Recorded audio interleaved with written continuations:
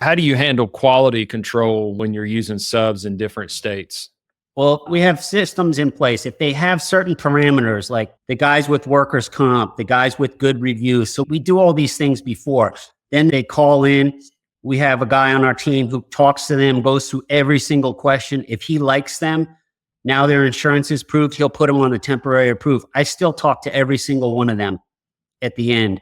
And I veto guys. I just vetoed somebody 2 days ago. And he was like, why? I was like, nah. And like he said some things I didn't like. We get somebody in there, then we'll go out and we'll have our trainers go out there, do an actual complex with them, work for them for a day. They'll show them so many tricks to do it faster, safer, better. And I'm just going to be really helpful in telling them different ways. We have videos and texts, emails on better ways to do it. Then we'll actually either have, if we have a local person or a boots on the ground or somebody, we'll have somebody go check on their work.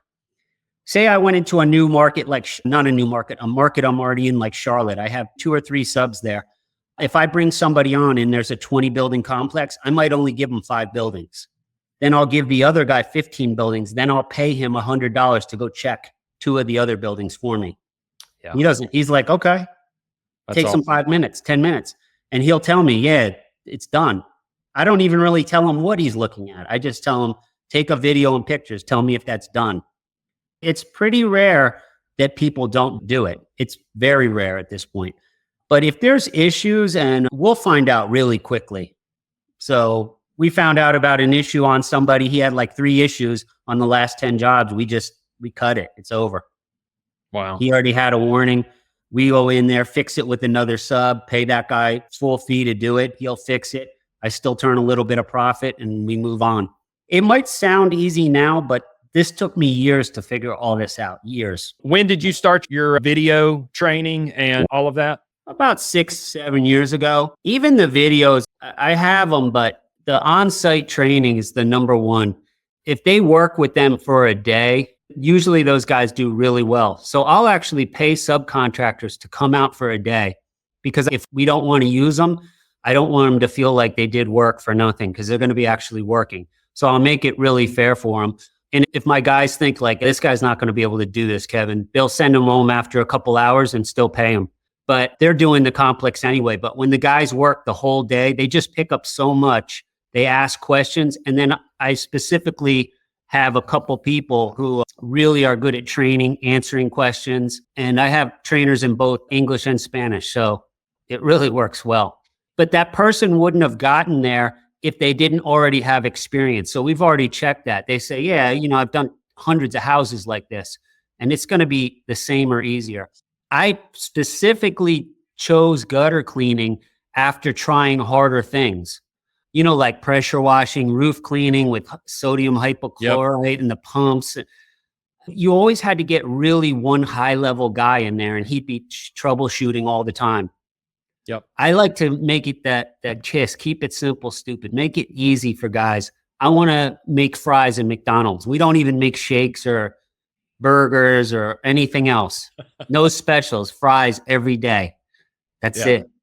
Yeah. Bruce Lee, I think it was, that said, I don't fear the guy that knows 1,000 kicks practice one time, but the guy that practices one kick 1,000 times. And I mean, that's really the philosophy. And I've found that to be true as well. We started to where we would do any and everything. And then as we began to grow a team and I was coming out of the field, I really started seeing issues with quality because of understanding the fundamentals of all these different services we provided.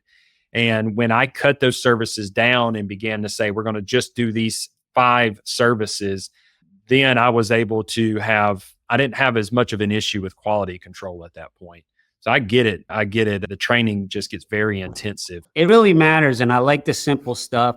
And I remember this is about 10 years ago, and it struck in my mind. There was a building manager, and we did like 28 buildings in like a few hours. We had a bunch of guys there. And he said, you guys are like Navy SEALs coming in to take out bin Laden. Like, this is so zeroed in. And I remember that night I was thinking, it really is so, why am I doing all these other things? I need to do thousands of these jobs. That's where all the profit is. Because I might clear 2,000 on that complex in 3 hours. So I said, I got to get thousands of these jobs, not 80. Yeah. Yeah. And So and when you focus on that, whatever you focus on, you'll figure out how to do it. So that's when I started thinking about going to different warmer states and so on. what is the logistical side of things with you being in other states? Are I'm assuming obviously that this is running through GutterKing's all of the contracts, so they're looking at your insurance. Do you have to be licensed in those other states to do business? Every state's different. It's probably 70% you do. Some states don't care about gutter cleaning. You don't. I used to have 3 companies and they were all very similar names to GutterKing, like with an NOR at the end, Sal and Midwest. And I was doing that to kind of protect liability. Now we're running it through 90% through one. And then, yeah, we load up on all the insurance and then you have to have different workers' comp in different states. So there is a lot of things for that. But I learned that as I went, you know, and I actually have an insurance background. When I lost that money in 2008, it was the first time I took a job in my life. I was an insurance agent. So I'm kind of like, there's not a lot of gutter guys walking around with know a lot about insurance. Yeah, I'm sure. Insurance guys, they're like, how do you know all this? I'm like, I'm telling them about class codes and all kinds of other things. Talk to me about, we've had this conversation and I know this plays, it definitely has played into your business to be able to be in so many states and to get past the thinking of, I'm going to do this myself, build my own team. And then you start partnering with these 1099, these subcontractors. Talk to me about the mindset. When did you start having a shift, or did you just always have this mindset of, I'm just going to blow out there and build this massive company, be nationwide? Like, where were you? How'd you start? And when was that shift? And what did it look and feel like? That's a great question. No, I absolutely did not think that. My mindset growing up was $100,000 was like a lot of money to make that in a year. I mean, I grew up in the 80s, so that actually was. And then throughout my 20s, I did the worst thing was you compare yourself to the people around you. And I was doing better than a lot of them because I started early and I bought a home early. And then you almost like, you just kind of look around and then you think, yeah, I'm doing well enough and everything. But I think what changed was when I started hiring a lot of guys for short periods of time. Maybe I'd have 20 guys and we'd have 5 vans and we'd just do it for 3 weeks and make a bunch of money. And I thought, I need to apply this to the internal team too. I need to get assistants. I need a sales guy. I need people who can really help me grow this. But the mindset thing really changed when probably actually later, like 2012, 2013. That was really from just listening and to different people, Jim Rohn and stuff like that. I always was reading, but I was reading like books on like flipping homes and a couple business books. But when I really like YouTube and I started really listening to those guys, I started to think like I can do this on a much bigger scale. And I think that was really it. The mindset when I really thought, I got a mentor in 2015. I think he was making $16 million a year, he told me. He's not a bullshitter. He just straightforward guy. He was in his 60s. And I was just thinking, 16 million a year. And I remember he said to me, you should be making 3 million a year doing this. Net, 3 million. Wow.